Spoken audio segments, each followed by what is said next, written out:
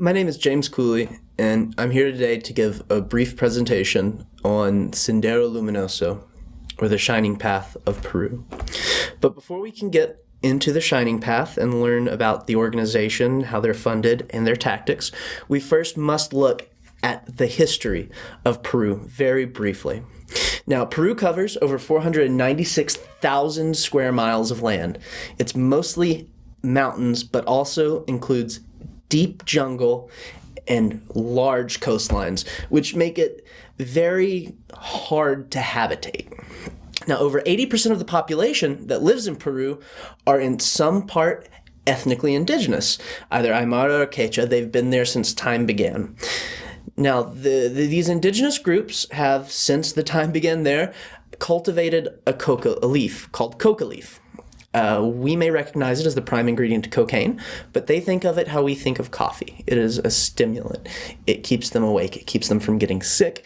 It provides them with some level of comfort, and it has always been grown.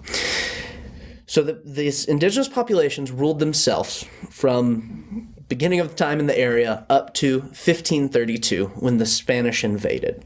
The Spanish invasion was brutal, and it brought down the current indigenous empire sitting, which were the Incas. They took the indigenous, enslaved them, and forced them into silver mines. And over the next 300 years, the Spanish ruled this area, brutally oppressing the indigenous population. In 1821, though, the wave of revolution was sweeping Latin America, and Peru got lifted in it. There was a revolution, and they won, but it was not indigenous. The winners were the oligarchy, or the military higher-up. And for the next 200 years, it was one ruler after the next from those groups, with no representation for the indigenous. And this is where Shining Path is born. Shining Path was founded as a student group in the mountainous city of Ayacucho in the early 1970s. It slowly grew subversive as the political situation got worse, and by the late 70s was turning militant. In the year 1980, the Sendero Luminoso went from being a student organization to a terrorist group. Sendero Luminoso was founded by a college professor turned revolutionary named Abimael Guzman, whose nom de guerre is Comrade Gonzalo. Shining Path was established around a Maoist doctrine. They wanted a communist agrarian system based around the indigenous peasant community. They felt that the indigenous community would be a step to the future, that it was a proud history. Indigenoso was what it was called. Be proud to be indigenous.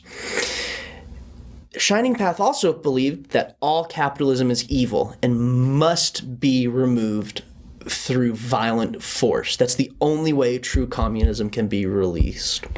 And this revolution that will bring about true communism should move from the fields to the city, led by the poor and the indigenous, to be a true revolution of the people. And in 1980, near the eve of the first election, Shining Path committed its first act. They captured the ballot boxes and the voting logs and burned them in the town hall to show that they meant business. Initially, for the first years of Shining Path, they maintained their funding through robbing bankers, landowners, merchants, redistributing their wealth, redistributing their land, and keeping a portion of it for the revolution. They were a fairly effective force at the time, but nothing big. At the same time that Shining Path was building its initial wealth through robbing and redistribution, Peru signed on to the American War on Drugs and began burning coca crops and confiscating coca and arresting the people growing them until eventually the peasants armed up. Shining Path leadership saw this. They saw the peasants were arming up. They saw that they needed something to help fight it off. And they saw that 95% of the economic activity in this area was due to coca. They said, let's get involved in this. So they began approaching and courting these farmers. They began offering them protection. This protection turned into them helping farm, to them helping sell it, until eventually Shining Path cornered the entire illicit market. They acted as a bank only working in Peruvian money. They acted as a liaison between producing groups to come get the coca leaves, and they even acted as an exporter, trafficking coca leaves across the border.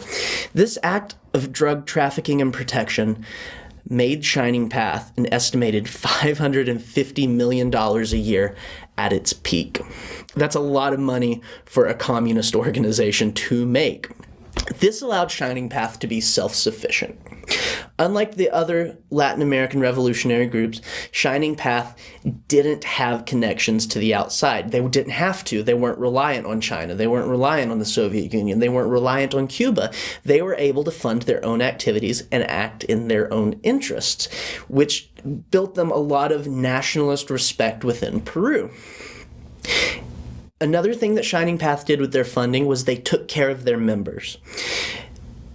They paid some members taking dangerous duties in coca-heavy areas up to $1,000 a day as foot soldiers, or $1,000 per month as foot soldiers, while top-ranking generals in the Peruvian military only brought home generally $200 per month. It's not hard to see how to sway on that one.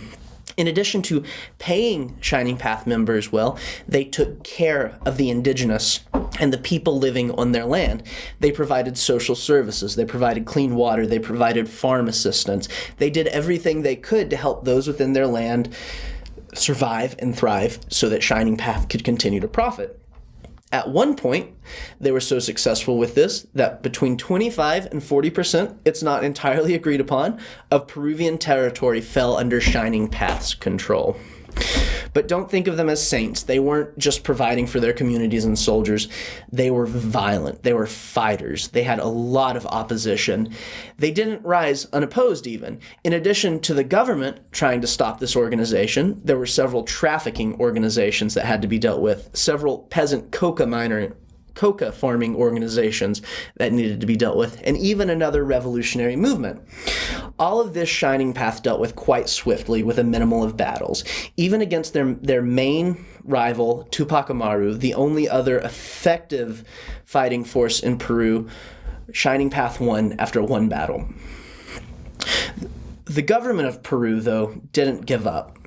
They violently lashed out against Shining Path. They incorporated death squads. They gave the military carte blanche to do whatever they wanted, and it led to them committing brutal acts that Shining Path could never compete with.